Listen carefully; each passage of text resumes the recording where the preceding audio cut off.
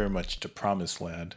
How is this promise conflict over the promised land different from the conflict over the promised land in the Old Testament? So God is removed from it.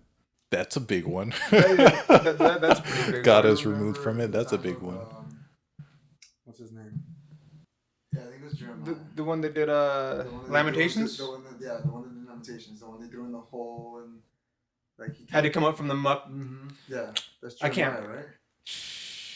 Can't remember. Probably Because he was telling the king Rehoboam, I think it was Rehoboam, to Solomon's surrender, son. Yeah. surrender, basically. Like give up. Like they're gonna come conquer you.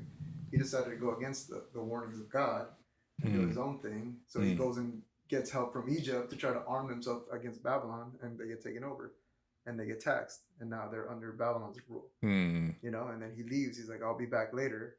They try to arm up again, and he's telling them like, no, surrender. God's telling you to surrender. Give up the land. Like you're gonna get it back. Just surrender. Nope. They arm up again. Babylon comes again.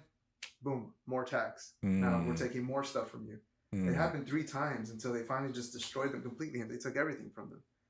They weren't listening to God. God was telling them like, hey, just surrender. And he's like, nope, we're gonna fight. Once you remove God out of the equation, there's gonna be war. There's gonna be bloodshed.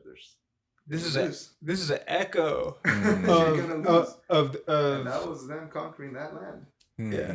This is an echo of the last couple of decades too.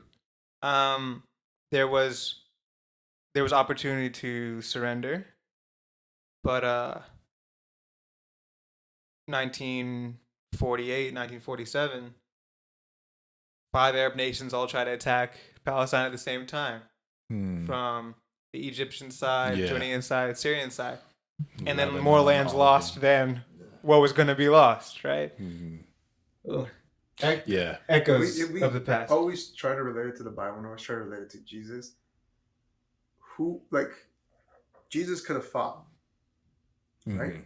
Could kick and scream. For him that he could have fought, but what did he do? He surrendered. He gave himself up, right? And he showed them true love by letting them do all these things to him and him not retaliating. And at the end, just like, Father, forgive them, for they know not what they do. Like, had Israel done the same thing and just followed God's, example, this could have been a whole different situation. Like, oh, you know what? Like, there's something about these people. There's an onus of responsibility there.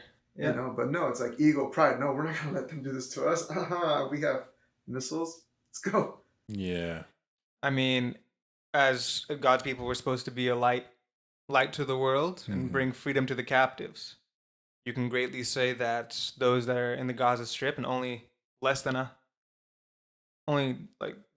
triple digits to double digits can leave the Gaza Strip at a given time. Like, calling it an open air prison is pretty accurate.